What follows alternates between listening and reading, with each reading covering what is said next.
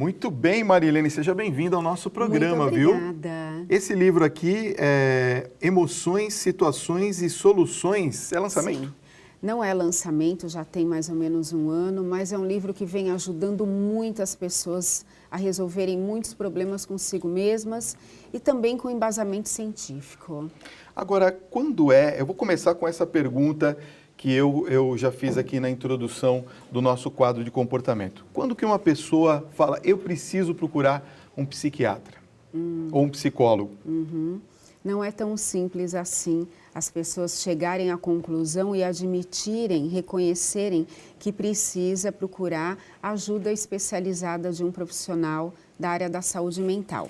Cada um, Fábio, sabe a sua dor, a sua realidade, onde dói verdadeiramente e precisa reconhecer isso quando não consegue elaborar essa dor sozinho, tá? Então, para que isso seja elaborado, é necessário a ajuda de um profissional. E aí, essa pessoa vai e busca a ajuda de um psicólogo. Agora, por exemplo, como é que aquela pessoa que está nos acompanhando agora fala assim, bom, eu preciso de um psicólogo ou um psiquiatra. Como é que ela pode ter esse primeiro contato? Quer dizer, a gente às vezes pensa assim, mas eu vou procurar um psicólogo, um psiquiatra que eu já estou com um problema na minha cabeça. E não é bem assim, né? Às vezes, uma solução de um problema simples já exige um profissional, não é isso? É verdade. Às vezes o problema é simples, mas a pessoa está tão fragilizada, tão vulnerável, que ela sozinha não encontra uma solução. Às vezes ela busca ajuda, orientação com familiares, é correto, com amigos de extrema confiança, é correto, mas mesmo assim esse problema não é resolvido, essa dor não é elaborada, a vida não tem um ressignificado. Precisa, então, buscar um psicólogo. Aí você faz como? Mas como eu vou encontrar um psicólogo? Primeiro, você sempre busca uma indicação, alguém que já tenha passado por um tratamento, busque informações e depois você que conhecer esse psicólogo, é importante que você tenha empatia com ele. E aí fica melhor esse tratamento de ambos os lados. Quer dizer, tem que também ter uma confiança de ambas as partes, exatamente. tanto do paciente quanto também do profissional. Exatamente. Olha, tem algumas perguntas chegando já aqui. A Ana Maria de Barbacena, Minas Gerais, faz a seguinte pergunta. Às vezes parece que até mesmo amigos mais próximos não me entendem. Por mais que eu explique, ninguém pode me compreender. Isso é normal? Então, aí entra bem naquilo que eu estava explicando. Às vezes a pessoa procura, a família procura os amigos, mesmo assim o repertório é pequeno, não consegue ajudá-la a ponto dela se livrar desse problema, resolvê-lo de uma vez por todas, porque não adianta você resolver de pouquinho e deixar um pouquinho ainda dentro de si mesmo. Você tem que realmente elaborar a situação. E aí é o momento de buscar ajuda especializada, tá? Olha, nós temos um outro telespectador aqui que está escrevendo assim, alguns momentos eu sinto que eu já fiz de tudo, já tentei de tudo, mas nada dá certo, as coisas não vão para frente. Como que eu devo agir? Então, às vezes é um ponto de vista seu. Você está tão envolvido com o seu problema, você só está vivendo esse problema que não está conseguindo enxergar mais nada além dele. E, lógico, que não vai encontrar solução também. Então, está na hora de você buscar ajuda. Soluções existem, sim, para todos os problemas. O impossível é só um ponto de vista. Agora, a gente sabe que mais da metade da população sofre de algum tipo de transtorno, né, psíquico. Sim. Quando que a gente pode dizer assim, nós precisamos realmente de um tratamento? Ou todas essas situações, esses transtornos, têm um tratamento específico para cada um deles? Olha, Fábio, o que acontece muito são transtornos de comportamento, de humor. Se ouve falar muito de pessoas que têm transtorno de humor, são bipolares, têm transtorno de personalidade, outras mentem muito, têm transtorno aí de caráter, a mitomania. Então, quando você identifica isso numa pessoa da sua família, já significa que esse transtorno vai exigir tratamento psicológico, uma intervenção psicológica e uma intervenção psiquiátrica. Existem transtornos que precisam dessa associação associação para que o tratamento, o controle do transtorno e da disfunção tenha realmente um resultado efetivo. Agora, no caso de crianças, por exemplo, não é? Fica mais difícil a gente identificar quando há necessidade da entrada de um profissional? Olha, a criança é um assunto assim que mexe muito comigo, porque eu vejo às vezes, eu atendo casais, às vezes, eu atendo a mãe ou o pai e vejo o comportamento da criança é totalmente influenciado pelo comportamento dos pais. Então, se os pais são ansiosos, ou são depressivos, ou são compulsivos, ou não conversam entre si, a criança sofre toda essa consequência e tem por aprendizagem todos esses comportamentos. Então, quando a criança tem dificuldades na escola, ou ela está comendo compulsivamente, ou está apresentando problema na fala, ou ela mente muito, esse é o momento de buscar a ajuda de um psicólogo, que com certeza vai exigir a intervenção também dos pais, vai identificar onde está o problema. Se o problema está, a causa está nessa relação familiar, será essa relação que será trabalhada e vai ajudar muito no comportamento dessa criança. No caso de casais, por exemplo, que adotam crianças, né? É uma realidade nova, principalmente para principalmente o casal tem filhos ou coisa do gênero. O que fazer? Há necessidade também da participação de um profissional no processo, principalmente de aceitação, de preparação para receber essa nova criança ou não? Nem em todos os casos, porque a intenção, o desejo é tanto de ter o filho, de adotar aquela criança, de cuidar, de dar carinho. Então, a aceitação já está perfeita. O que acontece? Filho, sendo ele adotado ou não, é filho de qualquer forma. E criança dá um pouco de trabalho, adolescente dá um pouco de trabalho. O que talvez precise é, se você não tem tanta experiência com comportamento de crianças, com comportamento de adolescentes, é encontrar ajuda nesses casos, tá? Mas não necessariamente que precise de uma terapia para adoção. Às vezes a mãe está pronta, o pai está pronto, o casal está pronto. O que vai exigir uma terapia são as dificuldades que a própria vida vai trazendo e vai identificando para esses pais aí, né? Porque, por exemplo, Fábio, você adota uma criança que já tem um adolescente com 13, 14 anos, é diferente de uma criança. Então, não é que aquele adolescente é problemático, não. Todo adolescente com 12, 13 anos, ele é um pouco mais problemático. Então, não é porque aquele adolescente é adotado que ele é problemático, de jeito nenhum. Aí vai precisar mesmo de um acompanhamento psicológico, mas para entender o comportamento do adolescente, tá? Não é porque ele é adotado. Ok, olha, o Carlos de Itaquera, aqui em São Paulo, ele faz a seguinte questão. Ele diz que é muito estressado e ele está perguntando, é um motivo para buscar ajuda? Depende do nível do estresse que você está. Se você está muito estressado a ponto de reconhecer isso, e isso já está causando problemas na sua convivência pessoal e profissional, está na hora sim de buscar ajuda. Agora, desnecessário isso, porque nós temos como controlar o nosso nível de estresse. Percebendo que ele está aumentando, dá um passo atrás, muda esse estilo de vida pela tua qualidade de vida. Gente, olha, assunto muito bacana. Daqui a pouquinho eu vou continuar no próximo bloco com a psicóloga Marilene Ked. Nós vamos continuar aqui a conversa com a Marilene Ked, que é psicóloga e escritora.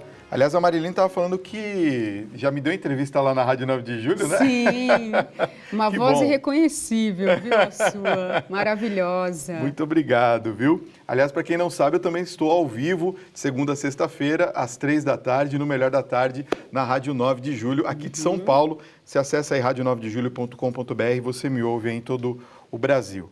11 perguntas? Sim. Olha, os telespectadores estão mandando várias aqui. A Juliana Cerqueira César, São Paulo, diz o seguinte: não me sinto feliz com a minha profissão, a ponto disso afetar outras áreas da minha vida. Com a crise, o desemprego, eu tenho medo de largar o meu trabalho, mas também não me sinto bem trabalhando. O que eu devo fazer? Nesses casos, numa psicoterapia, nós vamos por partes. Então, o que é mais importante resolver agora? que você não está feliz ou que você precisa manter esse emprego. Você sabe que o desemprego está grande, não dá para sair agora. Então, vamos pensar o seguinte, isso é um momento, é uma situação da sua vida. Você não se encontra feliz nesse serviço, mas você pode adaptar isso. Então, não saia agora, encare esse momento, enfrente essa situação, procure saber por que você não está feliz nesse emprego, se é só nesse emprego, se é uma coisa pessoal sua ou é tua com o emprego, com alguém lá dentro. Procure identificar isso e resolvendo por partes. Você vai ver como vai dar certo.